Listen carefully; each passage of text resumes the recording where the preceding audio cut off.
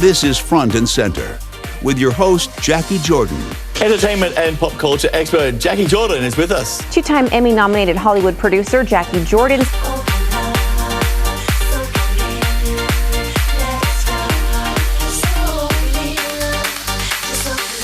We are the show where we talk with the change agents, the storytellers, and the activators, making impact from behind the scenes. Welcome back to Front and Center. I'm Jacquie Jordan, and we are the show where the change agents, the storytellers, and the activators making impact from behind the scenes join us now in our seat, front and center. And today is a longtime good friend of mine, talented woman, TV producer, activator. I mean, she embodies everything that we're talking about. Her name is Susan Gold, and she is the author of this book called Toxic Family, Transforming Childhood Trauma into Adult Freedom. And she's embodied it, lives it, teaches it, leads others. I had the privilege of writing the book, the foreword myself, and also participating in publishing the book. But the biggest thing is that she got me on my path 22 years ago. Welcome, my dear friend, Susan. How are you? Thank you so much for joining us. I just got chill bumps all over remembering that 22-year-old. Yeah. 22 years. Yeah. I was 32. Yep. And I came to you at lunch in a panic. We were both in the middle of production. And I was having relational drama in multiple areas of my life. And it was that sensibility inside myself that like something was really wrong. And now today I have language for it. Like I could say I understood that my internal architecture was falling apart, but it was being reflected on the outside. But, you know, if it weren't for you and your gentle guidance at that time, I don't even know if I'd be the person I am today. So thank you so much for that. And so Front and Center is a broadcast podcast. We air on television, and we run also on all the places that you love to listen to your podcast, and of course, YouTube and as well as Rumble. And the reason I qualify that here, not just for promotional reasons, but is because we've had several experts on talking about love and relationships and everything from narcissistic abuse, from books like Run Like Hell, to Heartbreak Anonymous, and to, feminist versus feminism. But what I love so much, Susan, about what you talk about in Toxic Family, which is such a well-written book, which not just because I published it, but it's so well-written, like it's so viscerally well-written, is that relationship architecture is really set up in childhood, right? Absolutely. And I had no idea that was the case until perfect storm happened in my divorce. So my father was and is an alcoholic, and he's a genius astrophysicist, but I did everything I could to serve him primarily. My mother self-soothed living with the Peter Pan through compulsive overeating, and back then diet pills were prescribed. So she was a speed addict because that's what diet pills were then, straight speed. And she also had an imbalance in personality. So there was no steady platform. And I learned very quickly how to live from the outside in versus the inside out. So that makes sense with my languaging, that when I met up with you 2 years ago and said, something's not right. I have all of this chaos in my relational life. And now knowing the language that my internal architecture was falling apart, it was because my internal architecture was based on a faulty, flawed premise, like you were saying, from childhood. And I also believe, and you can expand on this, but we don't really recognize this until we're much older. It's not something like you're going to figure this out maybe at 22, or at least the 22-year-olds today have our experience, strength, and hope to figure this out now. But, we didn't, Gen Xers and late baby boomers, we had no idea.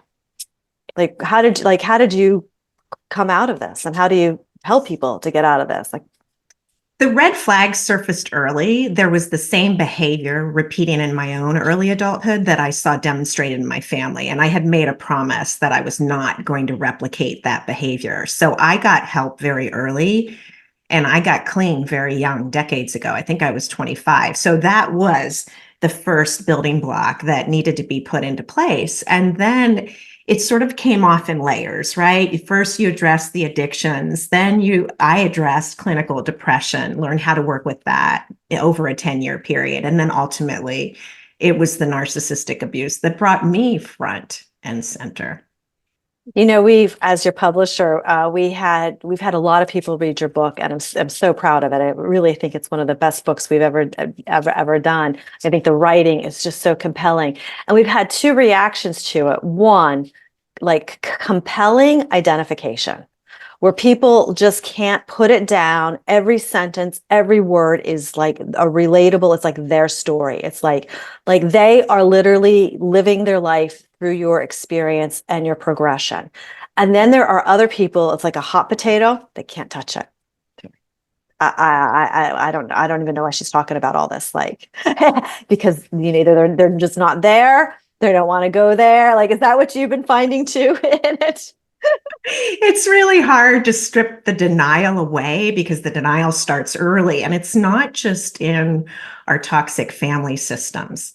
It's within all the systems that we see falling apart now, the corporate system, the religious system, the healthcare system, the political system. It's all being stripped away, and we're being asked to go within and find our own discernment and that beautiful ebullient strength that is inside each and every one of us, that we have shellacked over, that we have concrete over, that we have barbed wire turned inward. And it takes great courage to stop down and say, hey, I need to take a real look at this and go outside the stream. But yes, I have had those reactions. It's usually very black and white.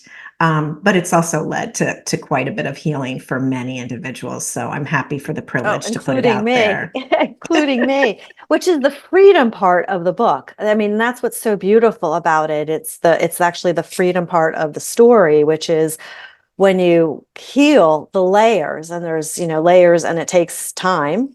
We can attest to decades, then you come out free. And you can not only come out free from the original trauma, but as you just stated, we come out free from all multiple structures that have so many of the same elements and archetypes that we all had to suffer through. And and in my opinion, we become like heroes in our own story.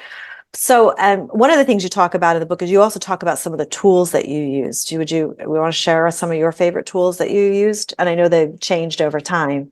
Yeah, well, growing up in that system, you never knew what was going to come next, but you knew it was something that was going to be chaotic and could be very dangerous. So that triggered traumatic stress very early and a splattered central nervous system.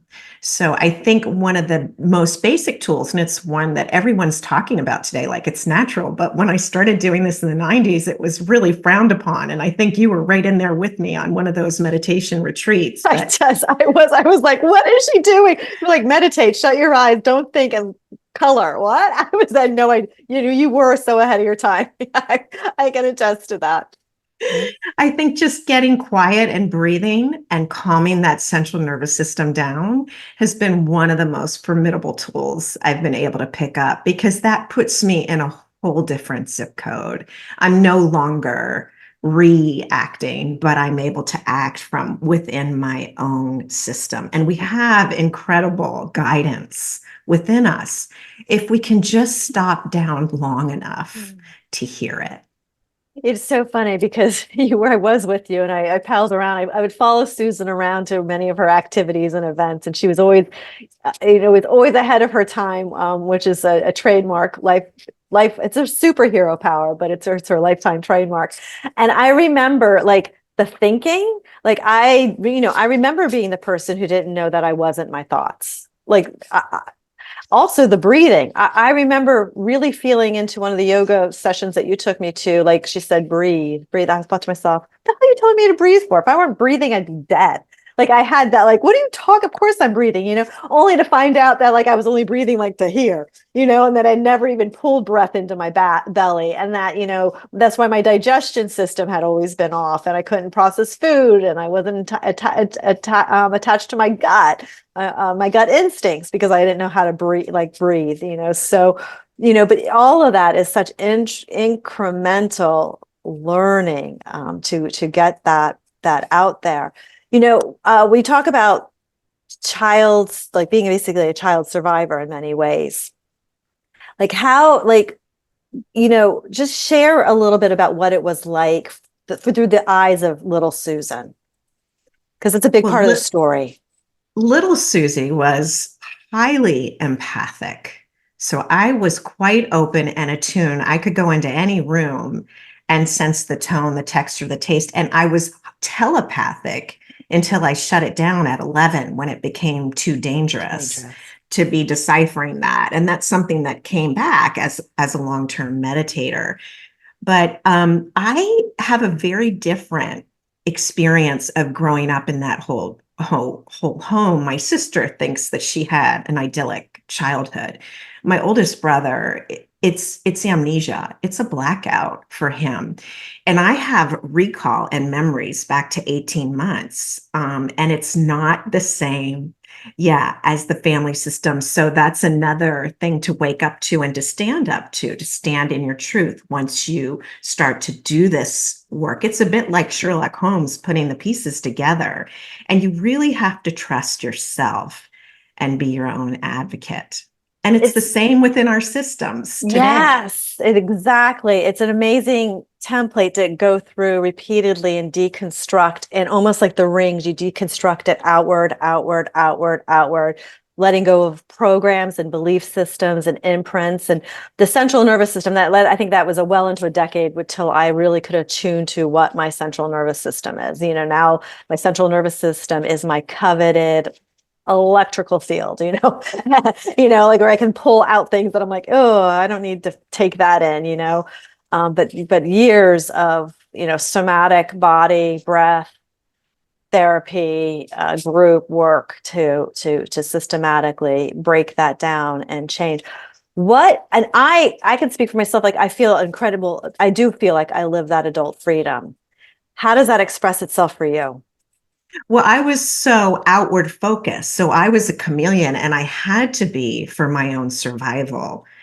It was very combative in my household, and my mother's personality could flip on a dime. I mean, she was incredibly loving, and the next moment I was being beaten almost to the point of blackout. So when you're in that kind of system, you learn early on to feel out the other. Well, that doesn't leave much space for you to understand who you are, what your needs are, and your choices. So that was the first thing that I really had to dig through. And it's been a step-by-step process to really understand my own being and stop living vicariously through someone else that I'm hoping and praying is not going to abandon me and deliver to me what I feel I've been missing. You articulate that so well. How, because of the way that we're doing the show, we're talking about like adult to adult relationships. How does that architecture from childhood, the childhood trauma, play out in relationships? Well, I was quite intelligent, and that empathic ability allowed me to become very successful within the workplace. I mean, I think the first deal I did was to knock on the door of the factory and convince Andy Warhol to do a commercial for Pontiac that he didn't want to do. And it was all because I could sense his isolation. I could sense his dogs, these 3 pugs running around the studio, were what mattered to him.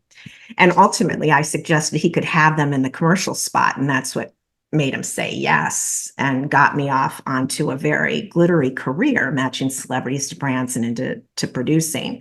And you were on air, and you were a Roger Ailes pick, and you've done a lot of work with celebrities and a lot of big deals. So that is very true to your experience. But all that glitter has led me to my true purpose, which is really to bring the message forward, to go within and find your own authentic power. Because as an adult, we are preyed upon in general. Those of us that have the light, that have that angelic radiance, that are here to bring that to others, we're a magnet for the dark side. We're a magnet for those narcissists and sociopaths and psychopaths. They all show up. And if we don't have that strength from within, and we don't have a clear sense of our own being and solidity and groundedness and ability to discern, we fall prey. How as an adult, what are some of your techniques to knowing whether you're going to engage, whether it's business or a conversation with another person? Like, what is even your energetic boundary testing? It's gotten clearer as the time has gone on. And now that the vibration and the frequencies are raising and the veil is thinning, it's much easier to tap into that psychic ability. I mean, how many times, Jacquie, did you tell me you're highly psychic? I didn't know what you were talking about. I wanted to shove it under the carpet. It didn't feel safe to me. But now I can clearly feel I'm just vibrating at a different level. And it's not out of judgment. It's out of a pure place of heart. But I can feel it. It's so clear. There's no way that I would be able to dive into the relationship I did with my greatest guru, who is the man that became my ex-husband. I see too clearly. The shiny objects, they're not shiny anymore. They're not shiny anymore. Yeah.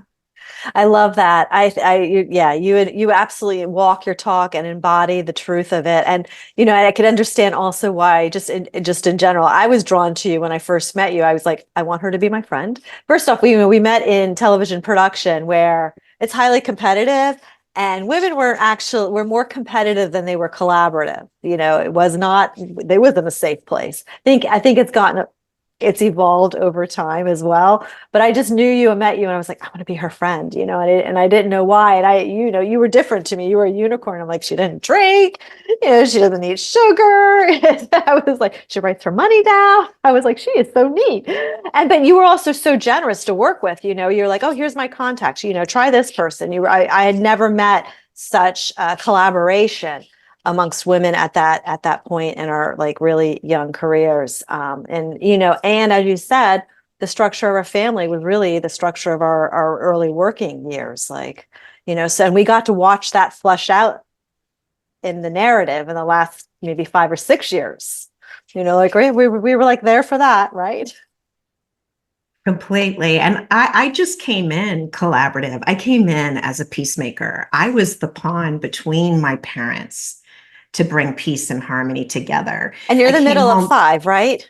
Yeah, I came home from school one day. My father's clothes were flying out the second floor story window. My mother was throwing his clothes out, asking him to leave.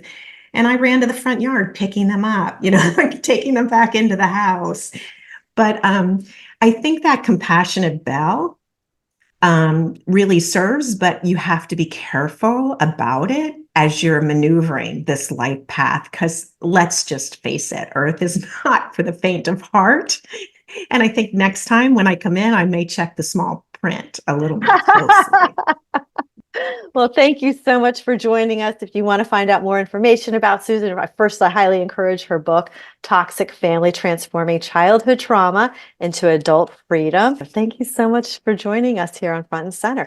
And if you would like more information about us at Front and Center, please feel free to subscribe to us on YouTube or Rumble or any place that you listen to your favorite audio podcasts. Thank you so much for joining us. I'm Jacquie Jordan.